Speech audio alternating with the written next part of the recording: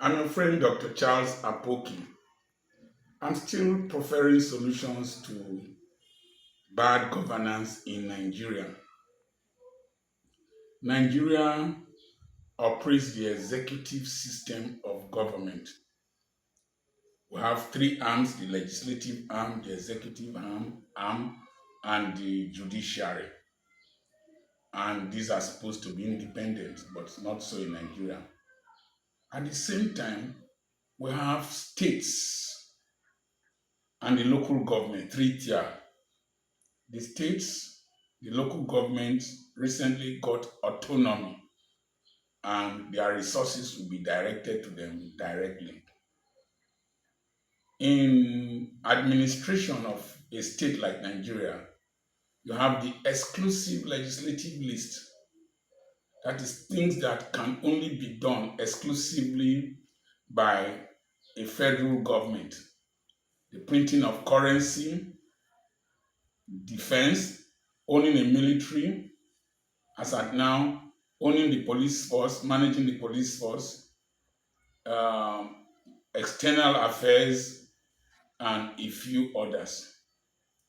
But there is the concurrent legislative list where the federal government and the state government, and sometimes even the local government, are expected to play their respective roles.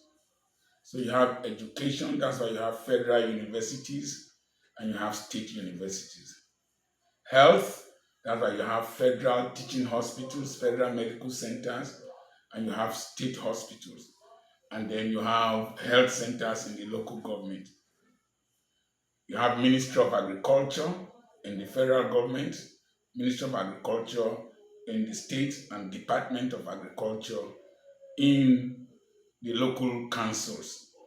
So it will be it will be unfair or parochial for the protests to focus only on Tinubu and the present federal government because some of the governors who are in office today had been in office before Tinubu came into power. And a lot of these governors get big sums of money from the federal allocation committee. There are some states that got up to 40 something billion in the June allocation. So, what did they do with those sums of money? Particularly the oil producing states. What did they do with those sums of money? There are governors that were getting close to 2 billion naira monthly as security votes. If you Google Naira land, 2 billion naira security votes. What did they do? And that money is unaccounted for. It started from the military era as pocket money.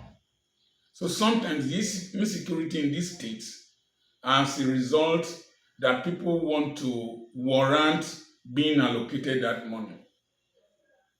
Some of these governors spend money recklessly, award contracts that are not executed, do roads that do not last long.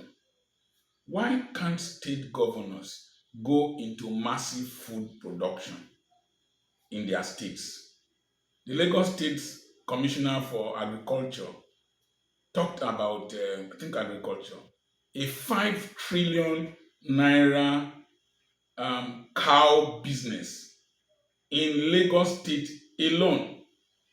When I did my own estimate and I put it at 3 trillion or 3 trillion, somebody just came and started talking rubbish without using his brain. So animal husbandry, going to poultry, piggery, the riverine states, fisheries, we can reduce the price of food. Palm oil production, produce vegetable oil, rice production. I was in Madagascar. Nearly every stream has rice planted around it. And I said in one of the videos, Bayelsa has one of the most fertile soils for rice production. Onions, I hope I pronounced it well, grow in Evreni. Honorable Samuel Mariere grows onions. I have grown watermelon. I've grown cucumbers. I've grown potatoes. I don't buy Gary. I will make a lot of sales from Gary this year. So why can't the state governors go into massive agriculture? Why can't the state governments run businesses that will provide employment? Ibom Air is employing people. In those days, I used to supply fish meal to the state feed production company in Uyo. They had they had feed mills, hatcheries, poultries who can crash down the prices of food if we are intentional in benefiting the people with our governance. There's no protest in our Akwa Ibom state because the people are benefiting from their governor at least. So we cannot concentrate this protest only on the federal government, only on Tinubu. The time has come where our youths who are internet savvy can start organizing monitoring bodies, how the allocations your state governors get are distributed, projects that are executed. You can verify the cost of the contract awarded. Take a quantity surveyor amongst two people to cross-check whether this budget proposal or the contract proposal is commensurate with the money being quoted.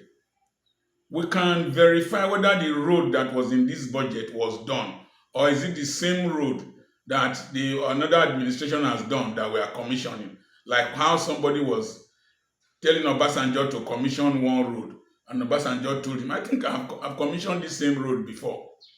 So we need to start holding our state governors, our local government chairpersons, our House of Assembly members who get